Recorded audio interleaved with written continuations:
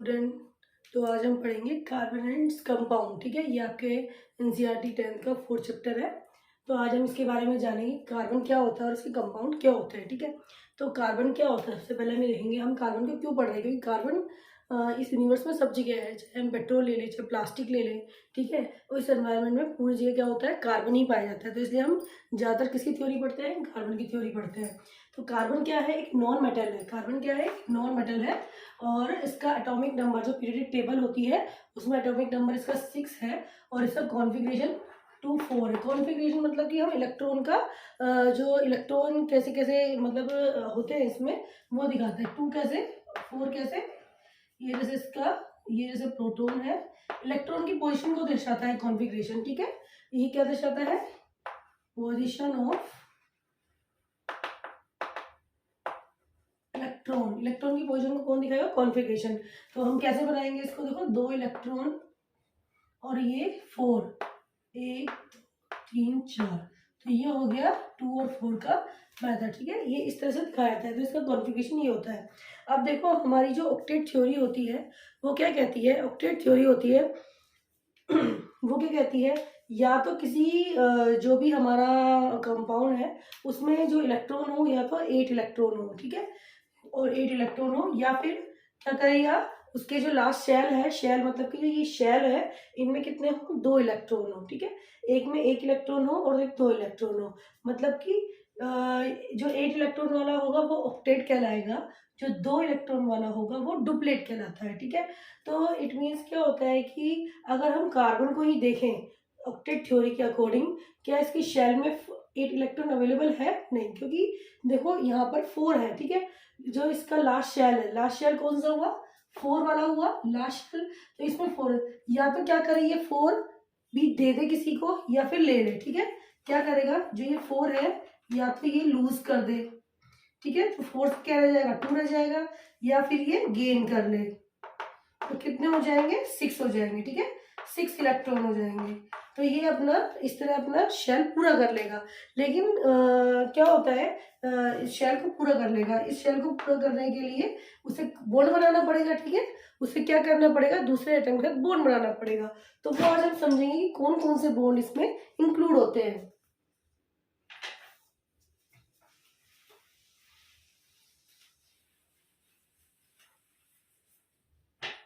देखो पहले हम पढ़ेंगे टाइप ऑफ बॉन्डिंग। ठीक है, कितने टाइप की बॉन्डिंग होती है, देखो फर्स्ट पढ़ेंगे आयनिक बॉन्डिंग, इसको हमने 2 भागों में डिवाइड किया है। सेकंड है कोवेलेंट बॉन्डिंग।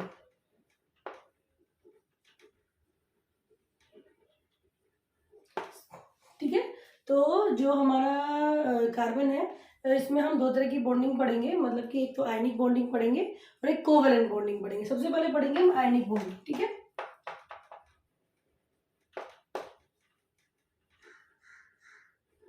देखो जैसे ही नाम से ही पता लग रहा है कोई तरह का आयन बन रहा है। आयन में मतलब क्या होता है, कैटायन और एनायन।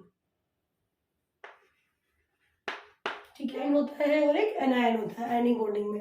अब देखो जैसे हम कार्बन का ही लेसन पढ़ रहे हैं तो कार्बन को ही ले लेते हैं पहले। ठीक है, जैसे कार्बन है, अब हम इसमें ये देखेंगे कि इसमें कौन सी बॉन्डिंग है, आयनिक बॉन्डिंग है या कोवेलेंट बॉन्डिंग है। ठीक है, तो आयनिक बॉन्डिंग अगर हम देखते हैं तो जैसे मैंने इसका बताया था, इसका एटॉमिक नंबर होता है 6 और कॉन्फ़िगरेशन होता है 2 4। ठीक है, इसका कॉन्फ़िगरेशन कितना होता है, 2 और 4। तो इसके पास मैंने आपको पहले बताया था 2 ऑप्शन होते हैं, या तो क्या करे ये अपने चारों इलेक्ट्रॉन को लूज कर दे, या चारों इलेक्ट्रॉन को 4 इलेक्ट्रॉन क्या करे, ये गेन कर ले। ठीक है, अगर ये लूज कर देगा तो क्या बन जाएगा, कार्बन प्लस कैटायन, और लूज कर देगा तो क्या बन जाएगा, C माइनस एनायन।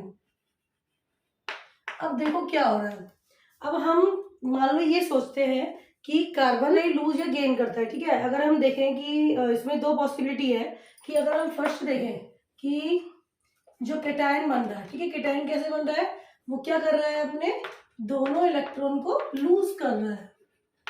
ठीक है, सॉरी, दोनों 4 इलेक्ट्रॉन को लूज कर रहा है।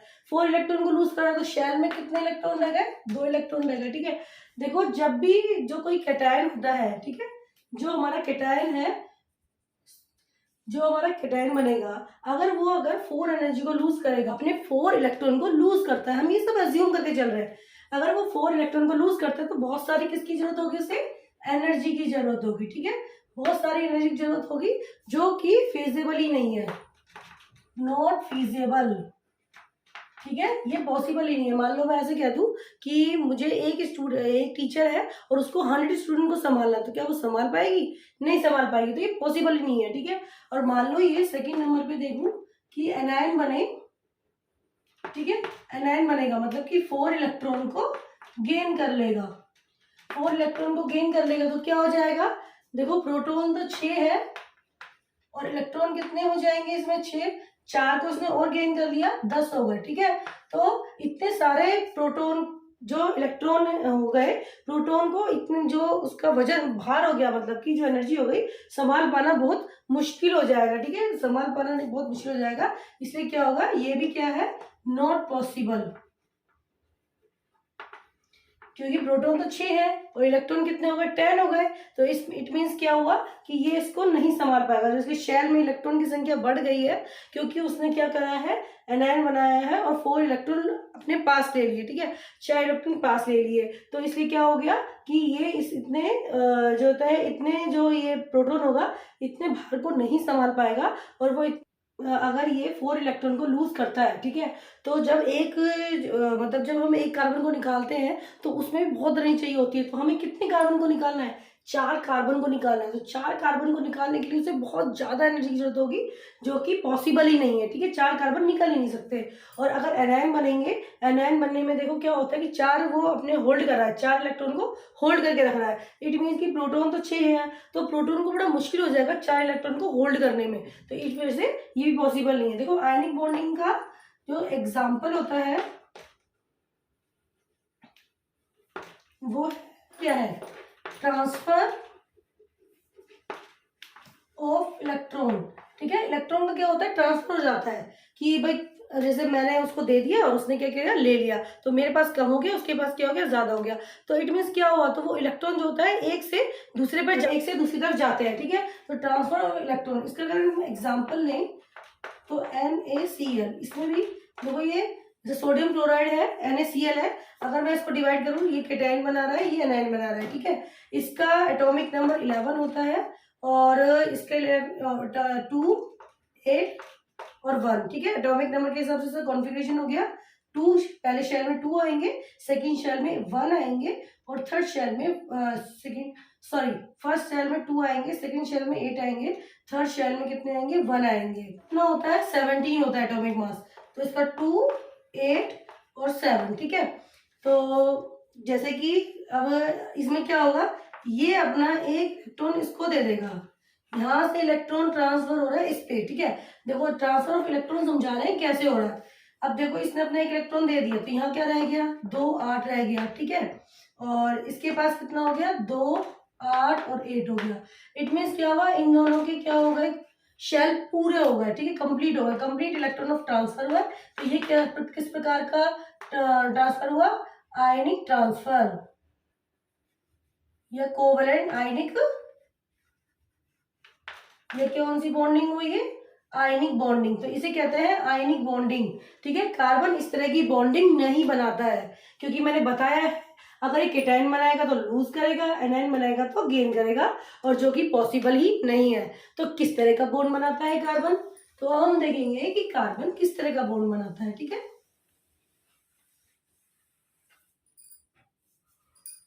दूसरा पढ़ेंगे कोवलेंट बॉन्ड, ठीक है,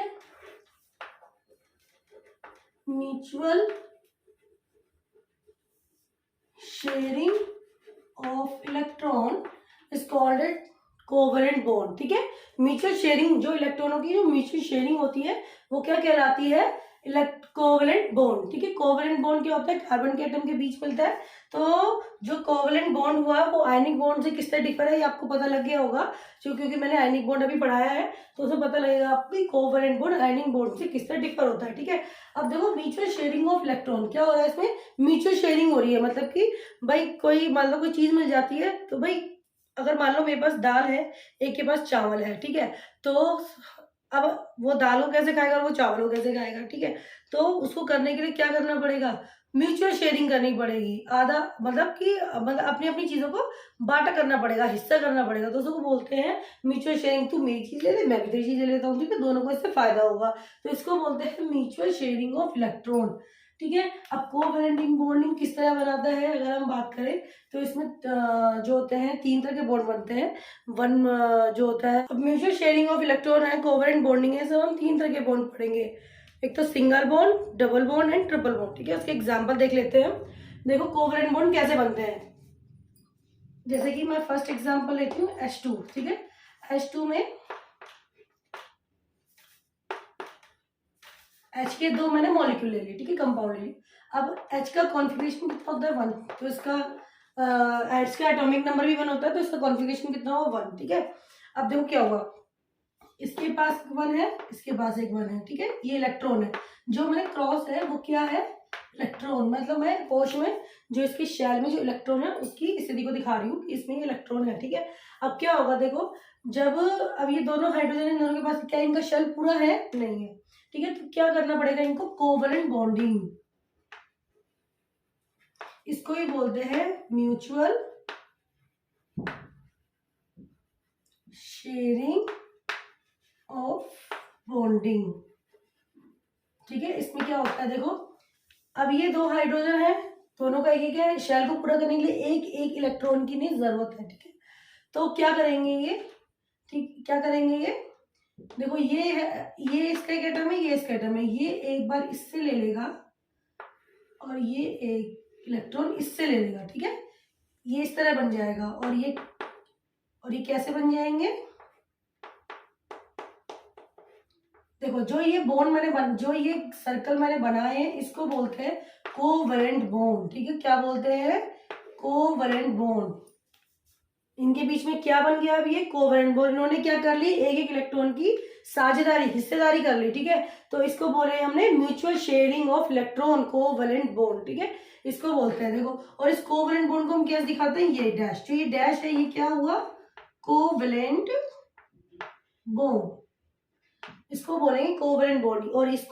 और ये केवल एक इलेक्ट्रॉन की साझेदारी कर रहा है, इसलिए ये क्या कहलाएगा, single bond of pairing, single bond of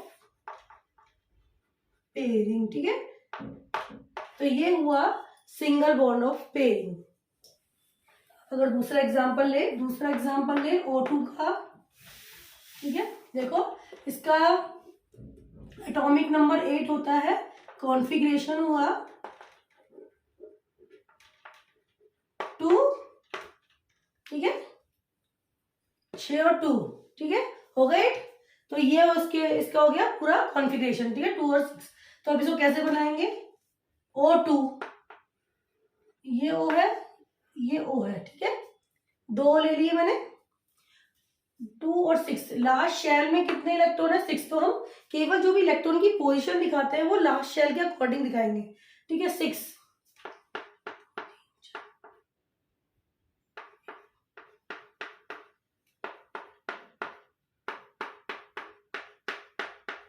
ठीक है, ये देखो, ये ऑक्सीजन है, ये ऑक्सीजन है, 1 2 3 4 5 6, 1 2 3 4 5 6, ठीक है। इनके पास इस तरह इलेक्ट्रॉन थे। अब क्या करेंगे, कोवैलेंट बॉन्ड बनाएंगे। इनको इस 6 को 8 तक ले जाने के लिए कितने इलेक्ट्रॉन की और जरूरत है, 2 इलेक्ट्रॉन की, ठीक है। एक ऑक्सीजन को कितने इलेक्ट्रॉन की जरूरत है, 2। तो हम क्या करेंगे, 2 इलेक्ट्रॉन इससे ले लेंगे, किस बॉन्ड के थ्रू, कोवैलेंट बॉन्ड के थ्रू। जितने हम इलेक्ट्रॉन लेंगे वो उतना ही बॉन्ड बनाता है, ठीक है, उतने ही। जैसे देखो, अब इसने कितने इलेक्ट्रॉन ले लिए, इसके 8, इसके शेल में कितने इलेक्ट्रॉन हो गए, 1 2 3 4 5 6 7 8, इसका ऑक्टेट पूरा हो गया, ठीक है। अब देखो, और इसने भी क्या करा, इसका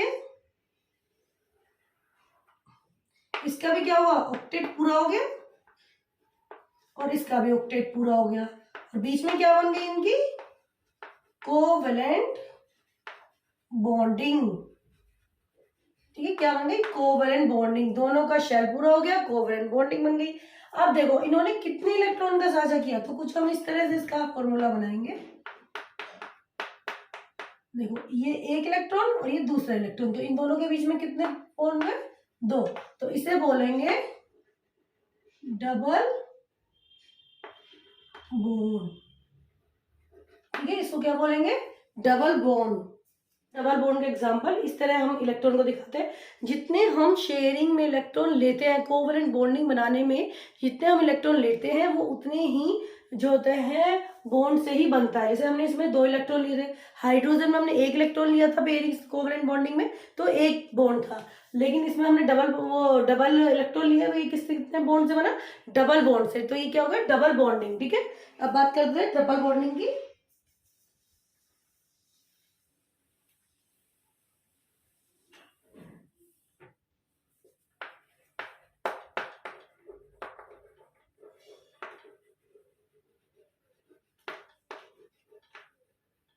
N2। ठीक है, अब हम इसके उसकी बात करेंगे। सबसे पहले आपको क्या करना है? इसका पीरियोडिक टेबल के हिसाब से कितना आता है? इसका एटॉमिक नंबर 7। इसका कॉन्फ़िगरेशन कितना हुआ? 2 5। ठीक है, कॉन्फ़िगरेशन कितना हुआ? 2 5। अब हम इसको कुछ इस तरह से बनाएंगे। देखो N2 है, 2 नाइट्रोजन ले लिए हमने, 5। लास्ट क्वेश्चन में कितने इलेक्ट्रॉन है? 5। 1 2 3 4 5, 1 2 3 4 5। ठीक है, ये 5 इलेक्ट्रॉन बना दिए। अब इसको अपनी शेल को पूरा करने के लिए कितने इलेक्ट्रॉन की और जरूरत है? 3 इलेक्ट्रॉन की। कितने इलेक्ट्रॉन की और जरूरत है? 3 इलेक्ट्रॉन की। जब तो इसका ऑक्टेट पूरा होगा ना, या तो ऑक्टेट बनाना है या हमको डुप्लेट बनाना होता है। ठीक है, तो ऑक्टेट बनाने के लिए हमें कितने और इलेक्ट्रॉन की आवश्यकता है? 3। तो हम इससे क्या करेंगे? कोवलेंट बॉन्डिंग के थ्रू 3 इलेक्ट्रॉन इससे ले लिए, और इसने भी क्या करा है? कोवलेंट बॉन्ड के थ्रू 3 इलेक्ट्रॉन इससे ले लिए। ठीक है, और यहाँ पे क्या हो गई? बॉन्डिंग। ये कौन सी? Covalent bonding. ठीक है, तो कुछ इस तरह लिखेंगे इसको, कुछ इस तरह इसका फॉर्मूला बनेगा। तो 3 इलेक्ट्रॉन पे साझा किया है हमने, कितने बॉन्ड बने हैं? तो इसको क्या बोलेंगे? Triple bonding. ठीक है, अब पता लगा कि जो हमारा कार्बन होता है वो 1 बॉन्ड भी बनाता है, डबल बॉन्ड भी बनाता है और ट्रिपल बॉन्ड भी बनाता है। ओके, तो ये था हमारा बॉन्डिंग एंड कोवलेंट बॉन्ड। ठीक है, अब हम पढ़ेंगे कि इसकी कैरेक्टरिस्टिक्स या फीचर्स क्या होते हैं कोवलेंट बॉन्ड के। कोवलेंट बॉन्ड होते हैं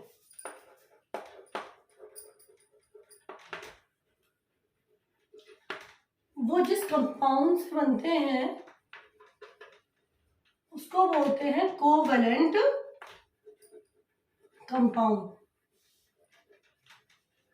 ठीक है, वो किससे बनते हैं? कोवलेंट कंपाउंड से। अब इनकी प्रॉपर्टी क्या होती है? इनकी 2 प्रॉपर्टी होती है। कौन कौन सी होती है 2 प्रॉपर्टी? एक तो इनका लो मेल्टिंग पॉइंट, और लो ही क्या होता है? Boiling point. ठीक है, और क्या होते हैं ये? Bad conductor. इसको डिस्कस करेंगे कि जो हमारे कोवलेंट बॉन्ड की जो प्रॉपर्टी है वो कौन कौन सी होती है। दोनों को ही क्या होते हैं? लो मेल्टिंग पॉइंट होते हैं, और दोनों को ही क्या होता है? Low boiling point. ठीक है, सॉरी ये टीपी लिख दिया, बॉइलिंग पॉइंट। ठीक है, अब और ये क्या होते हैं? बैड कंडक्टर होते हैं, क्योंकि इसमें आयन तो होते ही नहीं, तो क्या होंगे ये? Bad conductor. तो इसको समझ लेते हैं किस तरह होता है। देखो पहले हम समझेंगे low melting point, low boiling point. ठीक है, लो मेल्टिंग और लो बॉइलिंग सब क्या समझते हैं? जैसे कि मैंने आपको इस मैटर अराउंड में पढ़ाया था कि मेल्टिंग पॉइंट और बॉइलिंग पॉइंट क्या होता है। देखो जो कोवलेंट बॉन्ड होते हैं वो बहुत ही वीक होते हैं। ठीक है, किसी भी चीज में बनते हैं, मान लो हाइड्रोजन ही मैंने बना दिया, ये कोवलेंट बॉन्ड है। ये कौन सा बॉन्ड है? Covalent bond. ठीक है, ये क्या होते हैं? बहुत वीक होते हैं, कि मैंने इनको जरा सा टेम्परेचर दिया नहीं, थोड़ा सा टेम्परेचर दिया नहीं, और ये क्या होते हैं? दूसरी स्टेज में आ जाते हैं। चाहे वो मेल्टिंग पॉइंट की स्टेज हो चाहे वो बॉइलिंग पॉइंट की स्टेज हो, ठीक है।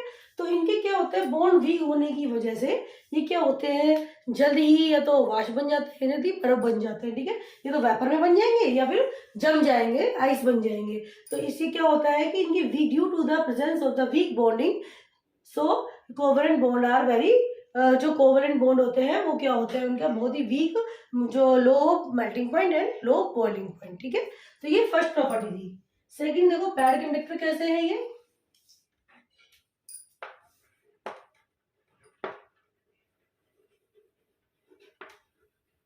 ठीक है। बैड कंडक्टर क्यों है, क्योंकि इसमें कौन सा बॉन्ड है, कोवलेंट बॉन्ड है। जो NaCl होता है, जिसमें मैंने आपको एग्जांपल से बताया था, ये क्या होता है कि अच्छा कंडक्टर होता है। क्यों, क्योंकि इसमें आयन है। आयन क्या होता है, एक किसी भी, मतलब अगर वो आयनिक होगा, प्लस माइनस होगा, मतलब उसमें इलेक्ट्रिसिटी चल रही है, मतलब उसमें केटायन और एनायन बन रहे हैं। केटायन एनायन बनेंगे, इट मीन्स क्या होता है कि वो कंडक्टर अच्छा है, ठीक है।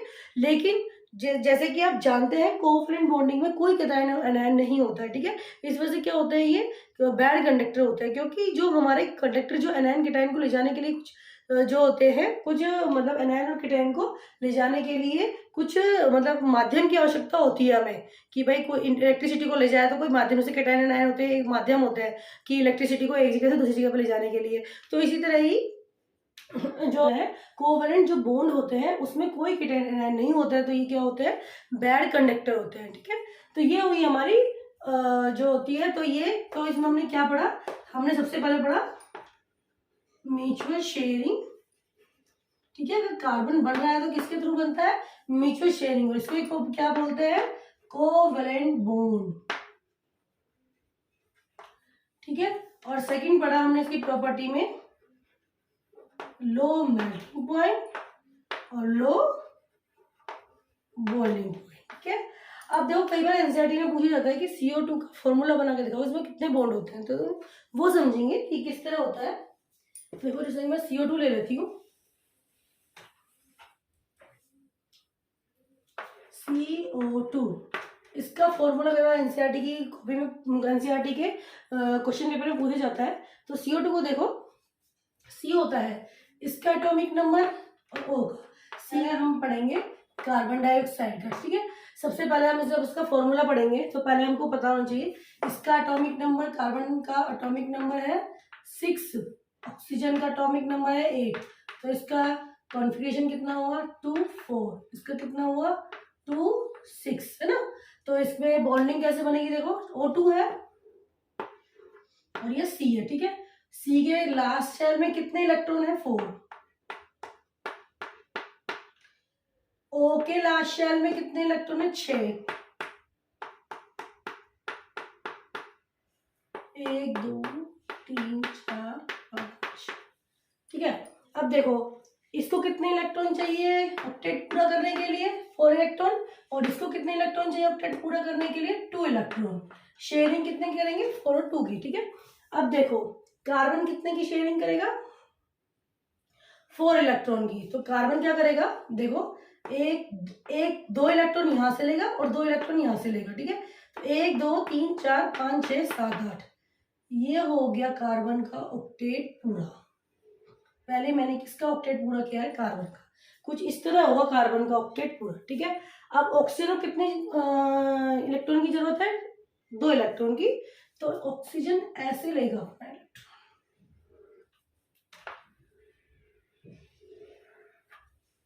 ठीक है। अब गिन लो, देखो 1 2 3 4 5 6 7 8, ये ऑक्सीजन का हो गया। 1 2 3 4 5 6 7 8, ये ऑक्सीजन का हो गया, ठीक है। तो कार्बन ने ऑक्सीजन से कितने इलेक्ट्रॉन लिए, 2 इलेक्ट्रॉन लिए, ठीक है। कार्बन ने कितने, जैसे 4 तो इसके थे, 2 इसमें पेयरिंग करे, इनके बीच में कितने बॉन्ड बने कोवेलेंट 2। तो कुछ इस तरह इसका फॉर्मूला होगा C डबल बॉन्ड O, ठीक है। ये है कार्बन डाइऑक्साइड का फॉर्मूला, ठीक है। जितने बॉन्ड वो शेयर करेगा कोवेलेंट बॉन्डिंग के थ्रू उतने ही बॉन्ड बनाएगा। इसने 2 इलेक्ट्रॉन शेयर करे हैं तो कितने बॉन्ड बनाए हैं, 2 बॉन्ड बनाए हैं, ठीक है। मीथेन देख लेते हैं।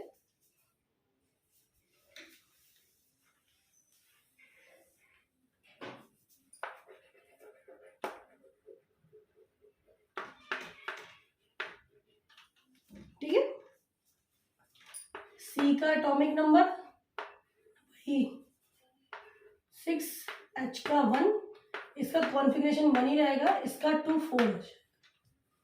कैसे होगा? CH4, C बीच में, H H H और H, कुछ इस तरह लिख लेंगे, ठीक है। अब देखो क्या होगा, इसके लास्ट शेल में कितने इलेक्ट्रॉन? 4, 1 2 3 सॉरी 4, ठीक है। इसके लास्ट शेल में एक इलेक्ट्रॉन है, 4 हो गए।